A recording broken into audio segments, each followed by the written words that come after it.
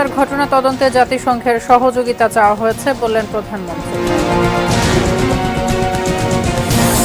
Hamas প্রধান ইসমাইল হানিয়া ইরানে নিহত।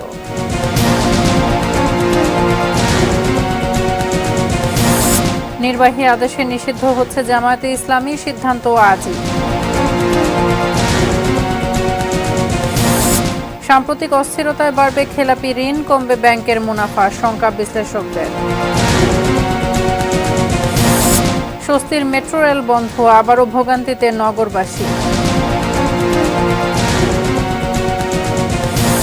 এবং প্রভাবশালীদের হুমকি, হাসপাতালে আসছেন না খুলনা মেডিকেলের পরিচালক।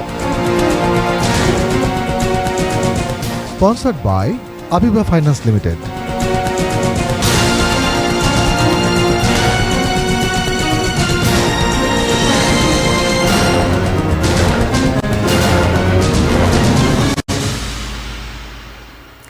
এটিএন নিউজ দেখছেন, নিউজ আওয়ারের সাথে আছে আমি তাসফিয়া তামান্না। শিরোনামগুলো শুনছিলেন, বিস্তারিত।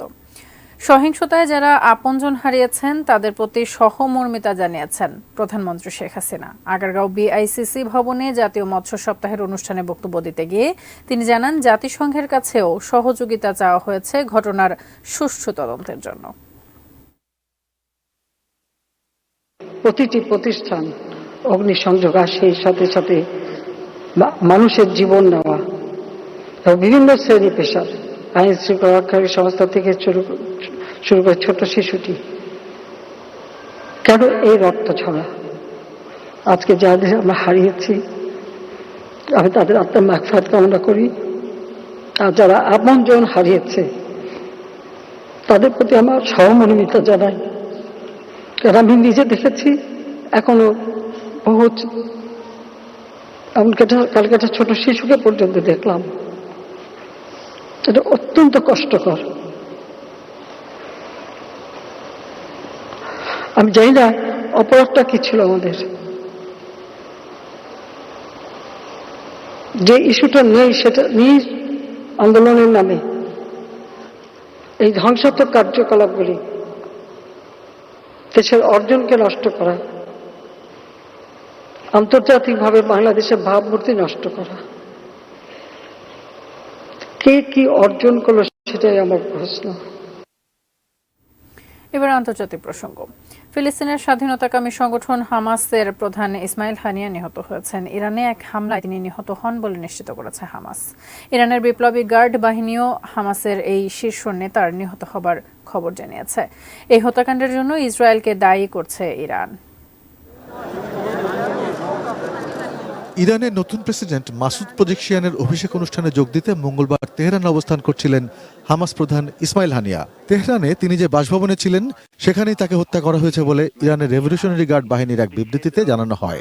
তবে তিনি কিভাবে নিহত হয়েছেন সে বিষয়ে কোনো বিস্তারিত তথ্য উল্লেখ করা হয়নি। ইরানের রাষ্ট্রীয় টেলিভিশন বুধবার সকালে ইসমাইল হানিয়ার নিহত হওয়ার খবর প্রচার করে। টেলিভিশনের খবরে বলা হয়, রাজধানী তেহরানের হামলায় ইসমাইল হানিয়ার দেহরক্ষীদের একজনও নিহত হন।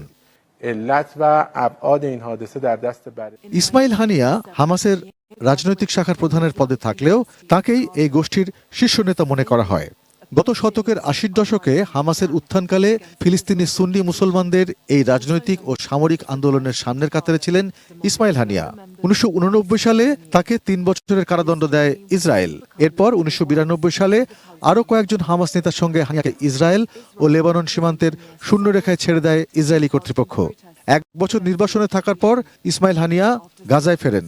১৯৯৭ সালে হামাসের মতাদর্শিক গুরুর কার্যালয়ের প্রধানের দায়িত্ব পান তিনি। ফিলিস্তিনের জাতীয় নির্বাচনে হামাস বেশিরভাগ আসনে জয় পাওয়ার পর ২০০৬ সালে ইসমাইল হানিয়াকে প্রধানমন্ত্রী পদে নিয়োগ দেন প্রেসিডেন্ট মাহমুদ আব্বাস।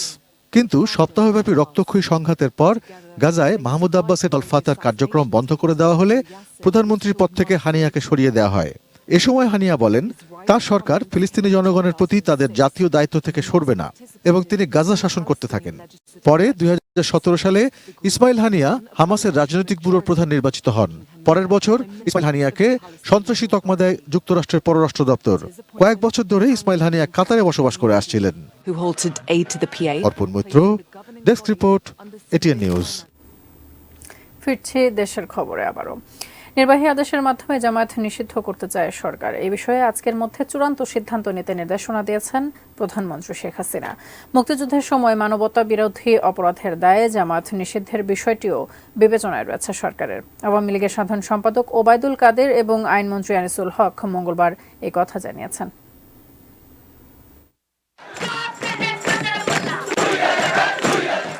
একাত্তরের মুক্তিযুদ্ধে পরাজিত শক্তি জামাতে ইসলামীর রাজনীতি নিষিদ্ধ করতে জোরালো দাবি উঠেছিল শহীদ জননী জাহানারা ইমামের নেতৃত্বে ৯০-এর দশকে এবং পরে ২০১৩ সালে গণজাগরণে।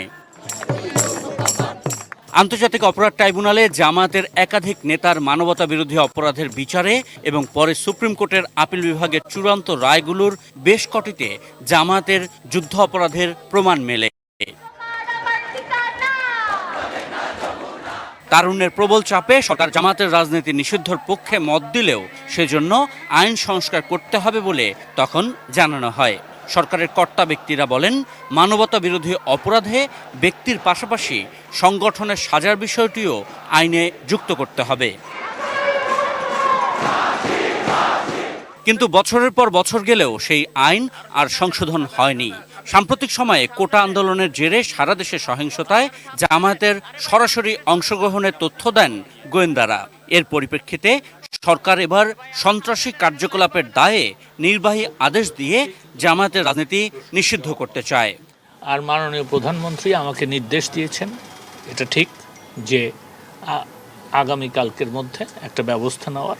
বাস্তবায়নের প্রক্রিয়া কি হবে তার আইনগত দিকে দেখে শুনে সরকার শিগগিরই পরবর্তী পদক্ষেপ নেবে।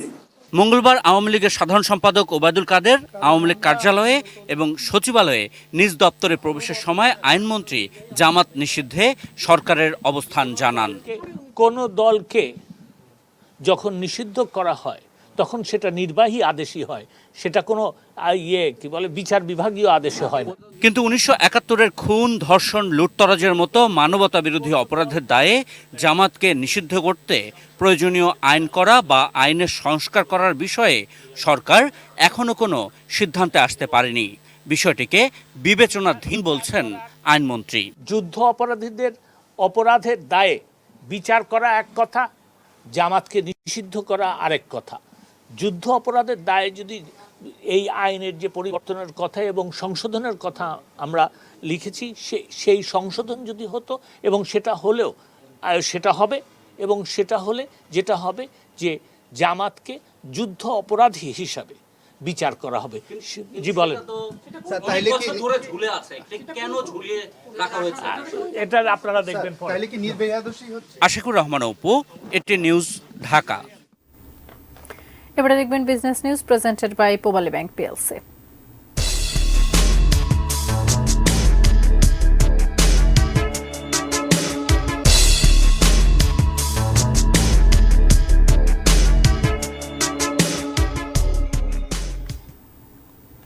চলমান পরিস্থিতিতে নতুন করে সংকটে দেশের অর্থনীতি। সাম্প্রতিক অস্থিরতার কারণে অনেক ব্যবসায়ী ক্ষতিগ্রস্ত হয়ে ব্যাংক ঋণ পরিশোধের সক্ষমতা হারিয়েছেন।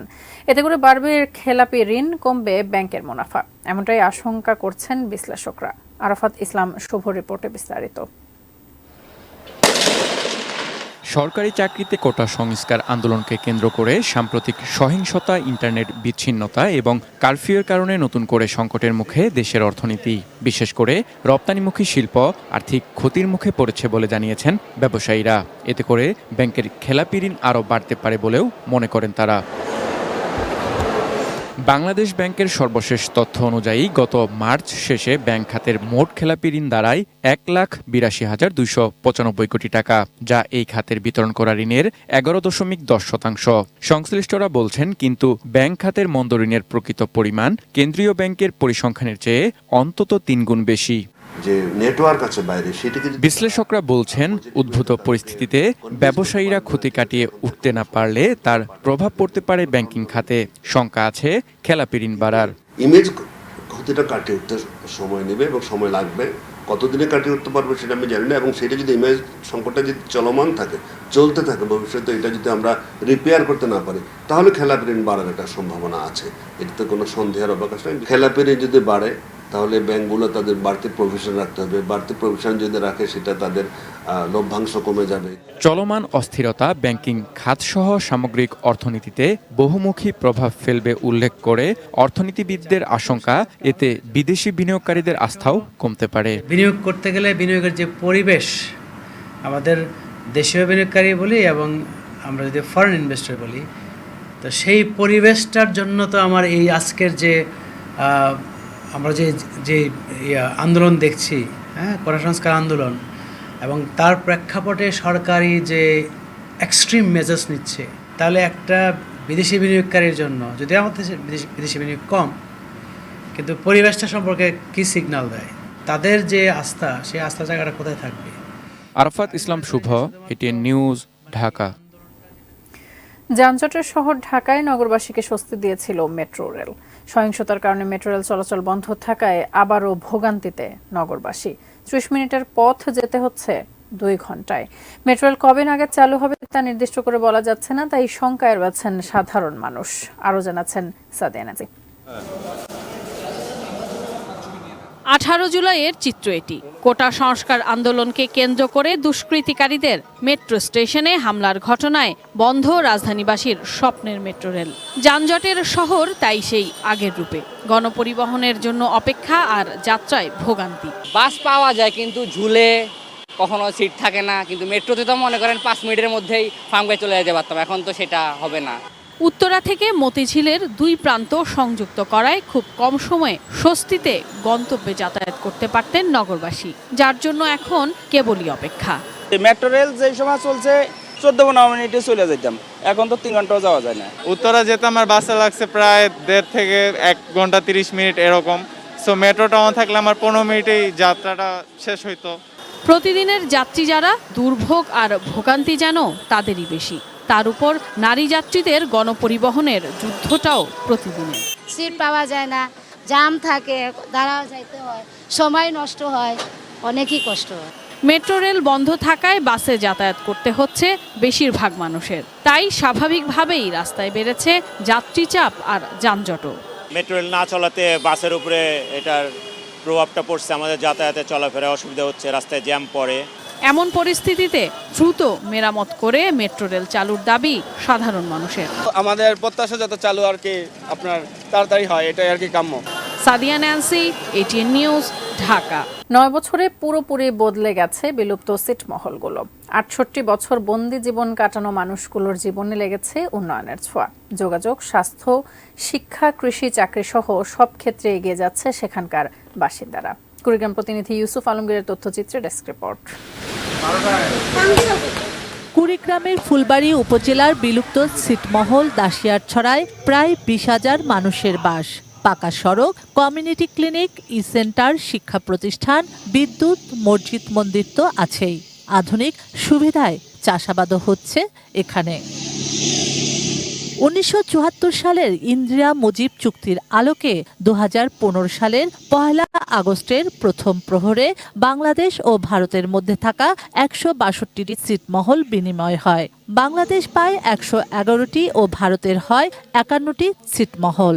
এর মধ্যে কুড়িগ্রাম জেলায় রয়েছে 12টি ছিটমহল, বাকিগুলো লালমনিরহাট ও পঞ্চগড় জেলায়। ছিটমহল বিনিময়ের আগে দাসিয়ারছড়ার বাসিন্দারা ভারতের নাগরিক হয়েও যেতে পারতেন না নিজ দেশে, মিলত না বাংলাদেশের কোনো সুবিধাও। 68 বছরের বন্দিজীবন শেষে গত 9 বছরে সরকারি চাকরি থেকে শুরু করে সব ক্ষেত্রেই ভাগ্য বদলেছে এখানকার মানুষের। এখানে যে আমরা সেবাগুলো পাচ্ছি সেটা আগে কখনো আমরা পাই নাই। জমিতে যেটা মন চায় সেটা লাগাতে পারি, তেল ছাড়া অভাব নাই, সুযোগ সুবিধা মতো পাইতেছি, এখন আমরা খুব সুখী আছি। দীর্ঘ আন্দোলনের পর মুক্তি পাওয়ার দিনটিকে স্মরণীয় করে রাখতে প্রতি বছরই নানা কর্মসূচি পালন করেন বিলুপ্ত ছিটবাসীরা। এবারও বিভিন্ন আয়োজনের কথা জানালেন ছিট বিনিময় সমন্বয় কমিটির নেতারা। 68টি মহাম নাগিয়া আমরা তারপর দিন সকালবেলা খেলাধুলা করব। এখানে সহিংসিত অনুষ্ঠান হবে। বিলুপ্ত সিটবাসীদের নাগরিক সুবিধা, ভাগ্য ও জীবনমান উন্নয়নে অবকাঠামো সহ নানা উদ্যোগ নিচ্ছে প্রশাসন, জানালেন ফুলবাড়ী উপজেলা নির্বাহী কর্মকর্তা। প্রায় 30 কিলোমিটার পাকা রাস্তা হয়েছে, এছাড়াও ব্রিজ, কালভার্ট নির্মিত হয়েছে। এগুলো কোনোটি আগে ছিল না। ছিটমহল বিনিময় হওয়ার পর এই বিগত 9 বছরে এই প্রতিষ্ঠানগুলো স্থাপিত হয়েছে এবং কার্যক্রম সন্তোষজনক এখন পর্যন্ত, এবং সরকারের সুনজর সবসময়ই ছিল, ভবিষ্যতেও থাকবে। Shukla Sarkar, desk report, ATN news. আগারগাঁওয়ে বিটিআরসি ভবনে ফেসবুক, ইউটিউব এবং টিকটক কর্তৃপক্ষের সঙ্গে বৈঠক করছেন আইসিটি প্রতিমন্ত্রী জুনায়েদ আহমেদ পলক। সেখানে রয়েছেন সহকর্মী আরাফাত সিদ্দিকী। সবশেষ খবরাখবর জানতে সরাসরি যুক্ত হব তার সাথে। আরাফাত, এই যে বৈঠক,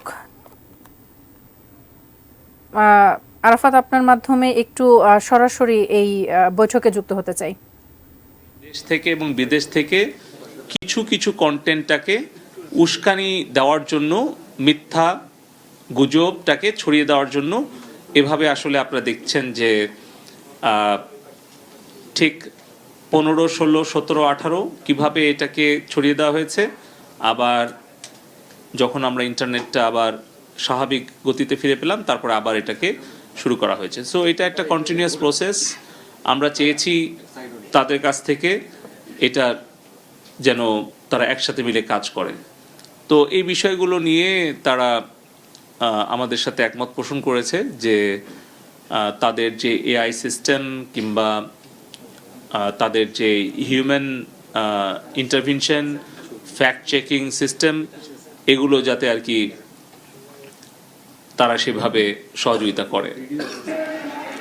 এই ভিডিওটা আপনারা সবাই দেখেছেন, সো এটা নতুন করে দেখানো কিছু নাই। আমরা ইউটিউবের তাদের কমিউনিটি যে স্ট্যান্ডার্ড, সেগুলো নিয়েও আমরা কথা বলেছি এবং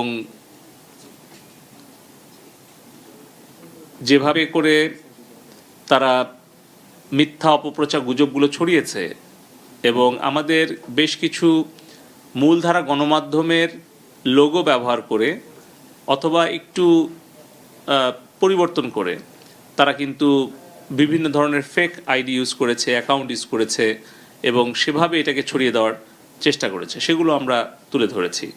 এবং আমাদের আইনশৃঙ্খলাকারী বাহিনী, আমাদের সেনাবাহিনী, আমাদের মাননীয় প্রধানমন্ত্রী, মাননীয় সড়ক মন্ত্রী, আমাদের আওয়ামী লীগের সাধারণ সম্পাদক, তাদেরকে কেন্দ্র করেও অনেক মিথ্যা অপপ্রচার গুজব ছড়িয়েছে, অপরদিকে উস্কানি দিয়েছে আসলে এই সহিংসতাটা সারা দেশে ছড়িয়ে দেওয়ার জন্য। এবং আমরা বলেছি যে ফেসবুকে, ইউটিউবে এটা ছড়িয়ে দেওয়ার ফলে এই প্রাণহানি এবং ক্ষতির পরিমাণটা অনেক বৃদ্ধি পেয়েছে এবং এটার দায় কোনোভাবেই তারা এড়াতে পারে না।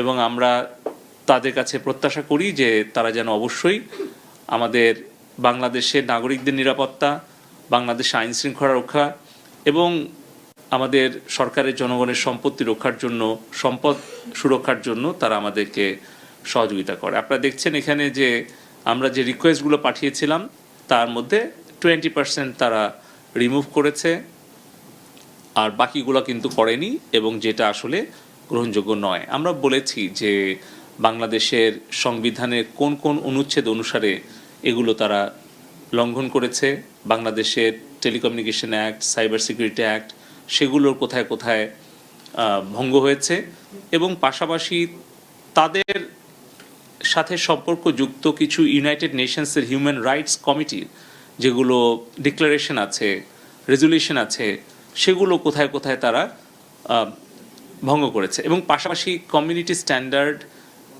যেটা তারা তাদেরটা ভঙ্গ করেছে সেটাও আমরা বলেছি। এরপরে আমাদের ফেসবুকের সাথে বৈঠক হয়েছে, সেখানে আমরা আমাদের লিগ্যাল টিম, এখানে ডিজি মুস্তাফিজ উনি প্রেজেন্টেশনটা তুলে ধরেছেন। একই রকমভাবে ফেসবুকের প্ল্যাটফর্মে কোন কোন কন্টেন্টগুলো এখানে 17, 18, 19 তারিখে কিভাবে এটা আসলে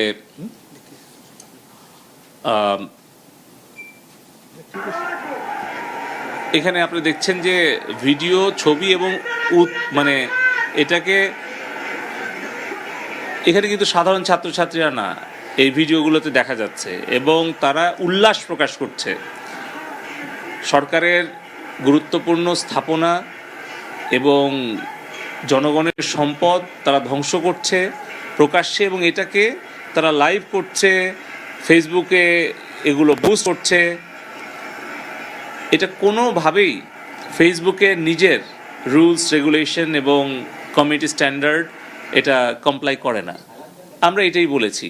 এবং এখানে যাদেরকে উল্লাস করতে দেখা যাচ্ছে, যাদেরকে দেশীয় অস্ত্র হাতে প্রকাশ্যে দেখা যাচ্ছে এবং এই ধরনের অগ্নিসংযোগ, এই ধরনের সন্ত্রাসী কার্যক্রমকে উৎসাহ দিতে, উল্লাস করতে দেখা যাচ্ছে, সেগুলো কিন্তু তারা করে নাই। মানে আমাদের যদি ভায়োলেন্স অ্যান্ড ক্রিমিনাল বিহেভিয়ারের প্যাটার্ন দেখেন, সেফটি এবং যেগুলো আপনার ধরেন কমিউনিটি স্ট্যান্ডার্ড এবং সব কিছু মিলায় প্রত্যেকটা ক্যাটাগরি ধরে ধরে কিন্তু আমরা অভিযোগগুলো করেছি। এখানে আপনারা দেখছেন যে কিভাবে আমাদের সশস্ত্র বাহিনীকে মানে আক্রমণ করার জন্য সোশ্যাল মিডিয়াতে উস্কানি দেওয়া হয়েছে এবং কোন অ্যাকাউন্ট থেকে, কোন পেজ থেকে, সেটাও কিন্তু আমরা উল্লেখ করে বলেছি।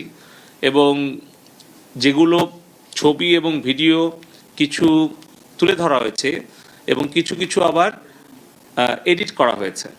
তো এভাবে এই বিষয়গুলো তাদের কিছু কমিউনিটি স্ট্যান্ডার্ড গাইডলাইনে বলা আছে যে কোন ধরনের ছবি ভিডিও তারা তাদের প্ল্যাটফর্মে অ্যালাউ করে না বা করবে না।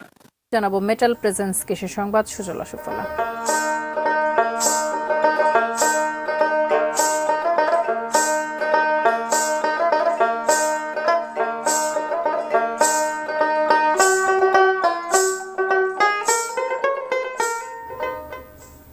জয়পুরহাটে পটল চাষ করে লাভবান হচ্ছেন কৃষকরা। স্বল্প খরচ এবং লাভ বেশি হয় প্রতি বছরই বাড়ছে পটলের আবাদ। চলতি বছর জেলাটিতে 465 হেক্টর জমিতে পটলের চাষ হয়েছে। বিঘা প্রতি কৃষকের খরচ 20,000 টাকা। পাইকারি বাজারে প্রতি মন পটল বিক্রি হচ্ছে 700 থেকে 800 টাকা দরে। প্রতি বিঘা জমিতে কৃষকের লাভ হচ্ছে 40 থেকে 50,000 টাকা। পটল চাষে কৃষকদের পরামর্শ সহ সব ধরনের সহায়তা দিচ্ছে জেলা কৃষি বিভাগ। Ispahani sports news.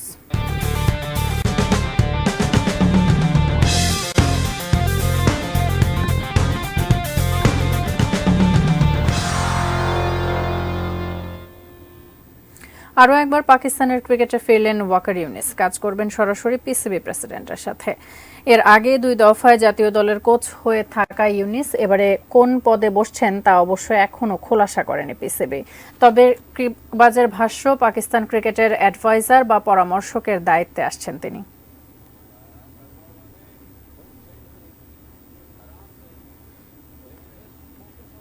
শেষ করব নিউজ আওয়ার, তার আগে এক নজরে শিরোনামগুলো জানাবো আরও একবার। সহিংসতার ঘটনা তদন্তে জাতিসংঘের সহযোগিতা চাওয়া হয়েছে বললেন প্রধানমন্ত্রী। হামাস প্রধান ইসমাইল হানিয়া ইরানে নিহত।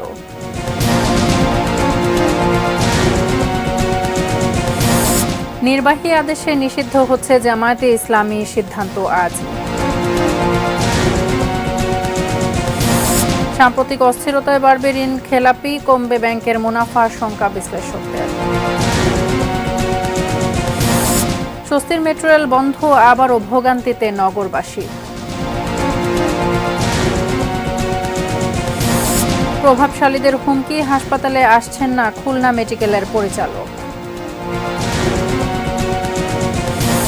ভাঙচুরের ক্ষতচিহ্ন, জাহাঙ্গীরনগর বিশ্ববিদ্যালয় ক্যাম্পাসে অচেনা রূপ। Sponsored by Abiba finance limited. এ ছিল নিউজ আওয়ার। এটি নিউজের সব খবর জানতে ভিজিট করুন www.etnnewstv.com। এছাড়া চোখ রাখুন এটি নিউজের ইউটিউব এবং ফেসবুক পেজে। সাথে থাকার জন্য ধন্যবাদ।